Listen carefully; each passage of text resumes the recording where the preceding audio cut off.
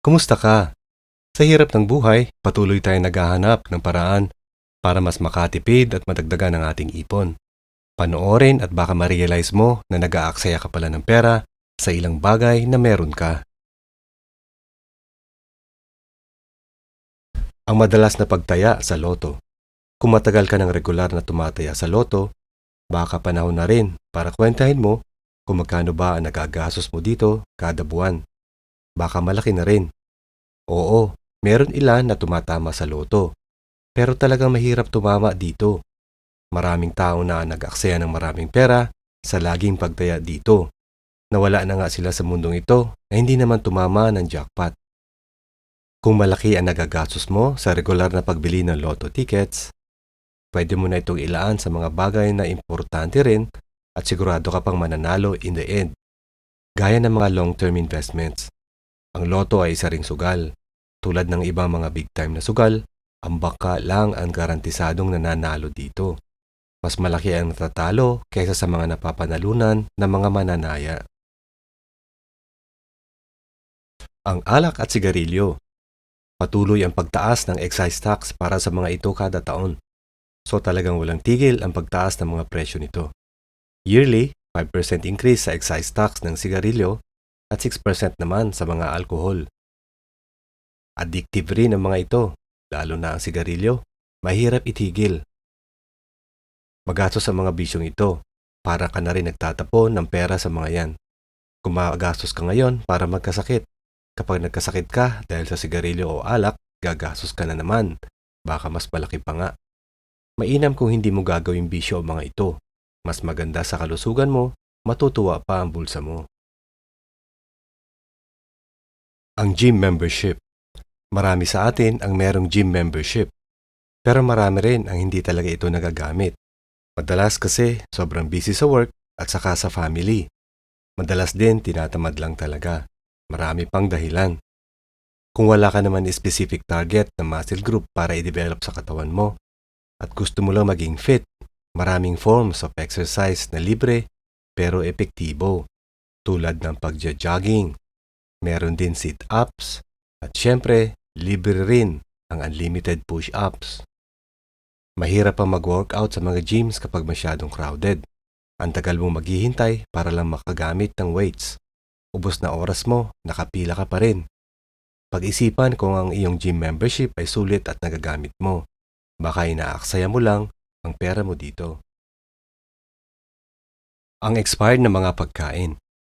Mga pagkain na napapabayaan, nasasayang at naitatapon lang. Minsan, nakakalimutan mo na marami pala kayong stock na pagkain sa inyong cupboard. Namamalayan nyo na lang na expired na pala ang mga ito at hindi na pwede mapakinabangan. Sayang rin ang pera na pinambili mo sa mga ito. Ugaliing i-check ang inyong food inventory ng regular upang sa ganon ay maiwasan ang food spoilage.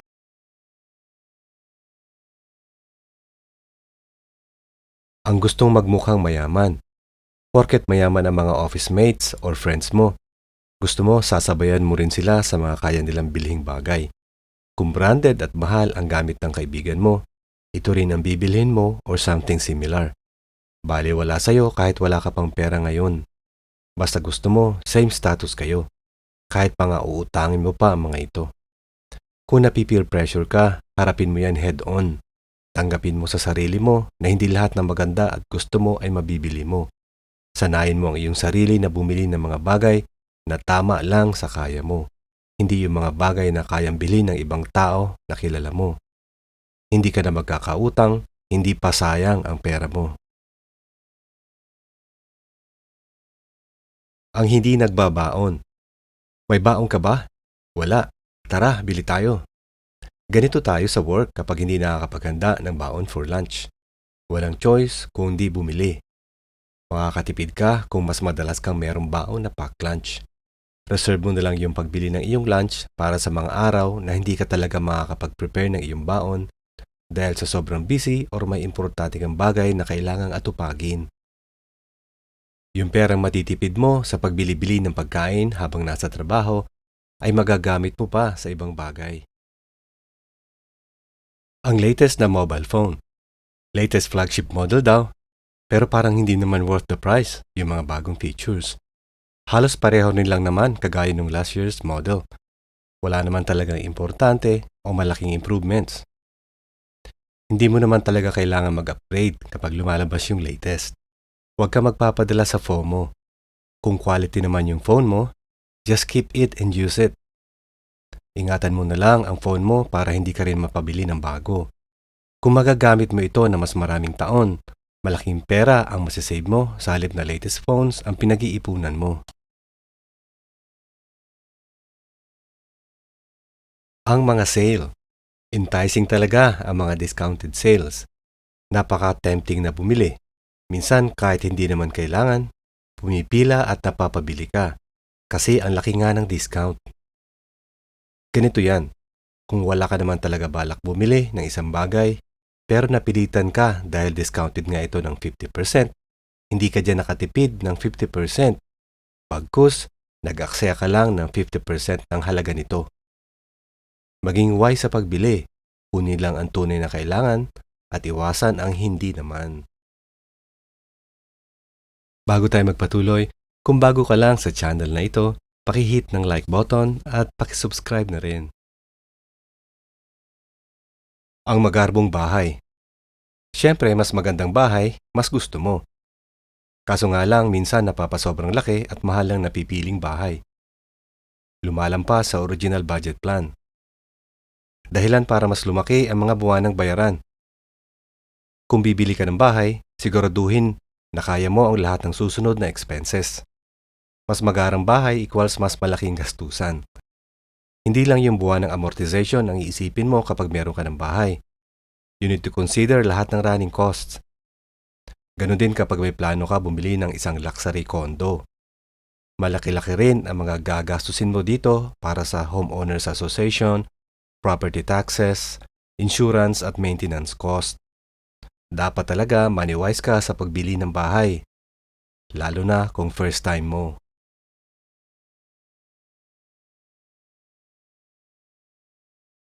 Ang coffee. Ang regular na pagbili ng quality coffee ay automatic na malaking gastos. Subukan mo kwentahin yung monthly expenses mo para sa coffee pa lang. Baka yung nagagastos mo sa coffee for several months ay halos presyo na ng isang coffee machine. Kung mahilig ka talaga sa freshly made espresso coffee, bumili ka na lang ng affordable na coffee machine, yung may kasama ng grinder. Bili ka ng beans for your own consumption. Makakatipid ka dito in the long run. Baka magamit mo pa ito for a small coffee shop business. Ang bili versus renta. Ilang beses mo ba pinapanood ang isang digital movie kapag binili mo ito? Ilang beses mo rin bang binabasa ang isang ebook na binili mo? Yung mga DIY tools, kung hindi naman talaga ito ang linya ng trabaho mo, malamang bihira lang magamit ang mga ito. Ganon din ang mga gowns at suits kapag mayroong mga special occasions. Malamang hindi ka naman umuulit isuot ang mga pangmalakasan na attire. Mas makakatipid ka ng pera kung magre-renta na lang sa halip na bumili ng mga ito. Hindi ka pa mag-iisip kung saan ang mga ito itatago. Ang interes sa utang sa credit card. Ito na naman ang problema sa credit card. Ang credit card ay nakakatulong sa mga taong disiplinado pagdating sa utang. Ito ang mga taong nagbabayad ng buo sa kanilang utang sa credit card dahil nagpaplano sila bago umutang. Binibili lang nila using credit card yung mga bagay na kaya nila bayaran ng buo pagdating ng due date. Ang problema ay kapag gumagamit ng credit card, yung mga lagi nagbabayad lang ng minimum kada buwan. Kapag nahihirapan sila makabayad agad ng utang, lalong humahaba ang panahon para magbayad ng interest. Mas matagal, mas malaki ang sinasayang na pera sa interest pa lang. Inuutang kasi nila gamit ang credit card ang mga bagay na gusto nila sa halip na pag-ipunan muna. Huwag bumili ng mga hindi importanteng bagay na hindi mo kaya bilhin ng cash para hindi ka umuutang gamit ang iyong credit card. Ang brand new na sasakyan. Mabilis ang depreciation ng brand new na sasakyan. Ang depreciation ng value ng sasakyan ay malaking aksaya sa pera. Sa loob lang ng 3 taon, natatagpas agad ang 40% ng value nito. Mabuti sana kung mura lang ang halaga ng mga ito. Bumababa na nga ang value, pero yung mga regular gastos mo para i-maintain ito, lalo naman tumataas. Tulad ng fuel, maintenance, insurance, parking fees, at registration. I-consider mong mabuti kung worth ba na gumastos ng malaking pera sa isang sasakyan na gusto mo. Ang pera sa savings account. Ang interest rate na ino-offer ng mga bangko ay mababa at halos mas mataas pa ang inflation rate. Sayang ang potensyal na interest na pwede kitain ng pera mo kung nakadeposito lang ito sa isang savings account. Mas makakabuti kung gagamitin mo ang iyong pera sa mga investments. Kumpara sa emergency fund na pwede mo magamit anytime na kailanganin, pwede mo gamitin ang savings account. Basta make sure na kunin mo yung best deal para sa interest rate, para naman kumikita rin ang pera mo habang hindi mo pa ginagamit.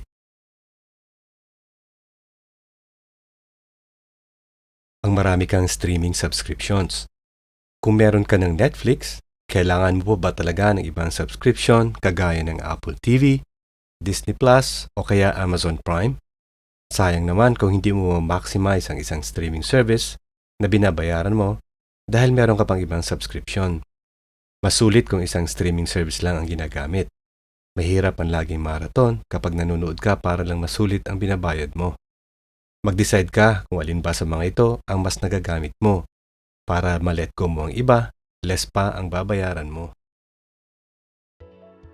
Base sa mga aksaya sa pera ng mga gawaing ito, ano ang mga kailangang baguhin mo?